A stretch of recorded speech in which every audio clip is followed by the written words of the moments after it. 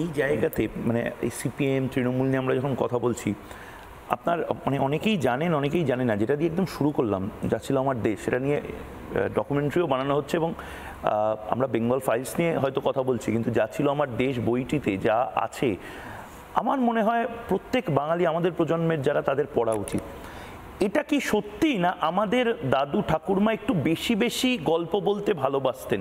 উদ্বাস্তু বাঙালিদের সাথে 1946-এ হোক বা 47-এ হোক, নোয়াখালীতে হোক বা 71-এ কলকাতায় আসা এবং রিফিউজি ক্যাম্পে থাকা এবং অবর্ণনীয় যে অত্যাচারের কথা বলা হয়, এটা কি সত্যি না অ্যাকচুয়ালি এটার মধ্যে একটা পলিটিক্যাল কালার মিশিয়ে এখন প্রেজেন্ট করা হয়? বাঙালি হিন্দুদের সাথে হয়তো এত ভয়ঙ্কর কিছু হয়নি। বেশিরভাগ ক্ষেত্রে দাদু ঠাকুমারা কিছুই বলেননি, কেন এবং কেন বলেননি এটার একটা ইতিহাসটা খুব বিচিত্র।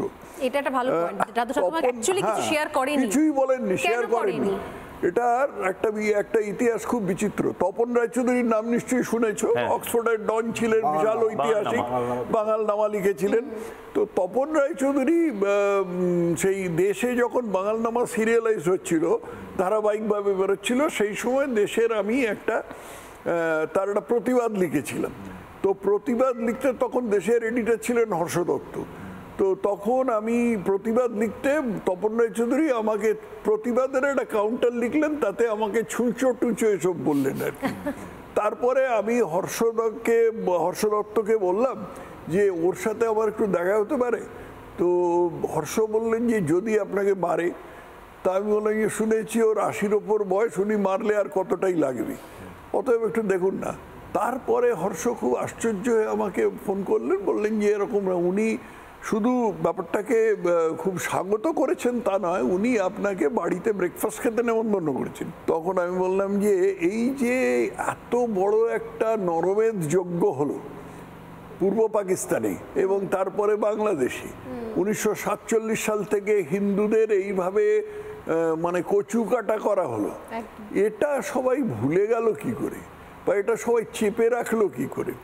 উনি একটু ভাবলেন, ভেবে বললেন যে দেখো এটা কিন্তু এখন এটা রাষ্ট্র করো না। এখন এই কথাটা বলেছিলেন, এখন রাষ্ট্র করো না। এখন আমি বলতে পারি কারণ উনি বহুদিন গত। উনি বলেছিলেন, who wants to say that his mother was raped in front of his eyes. 1950 সালে যে পাইকারি রেটে হিন্দু হত্যা হয়েছিল, সেই হিন্দু হত্যার ঘটনা প্রায় পৃথিবী জানেই না। সমস্ত 71 থেকে সামনে এসছে, কিন্তু 47-এ দেশভাগের পর যখন পূর্ব পাকিস্তান হলো, তারপর থেকে শুরু করে 48, 49, 50, 51, 52 যে ভয়ঙ্কর পরিস্থিতি ছিল, যার জন্য অনেকেই চলে এসেছিলেন, পূর্ব পাকিস্তানের সময় থেকেই চলে এসেছিলেন, সেইটা কিন্তু অদ্ভুত রকম ভাবে কোথাও কোনো কিছু তার উল্লেখ নেই কোথাও।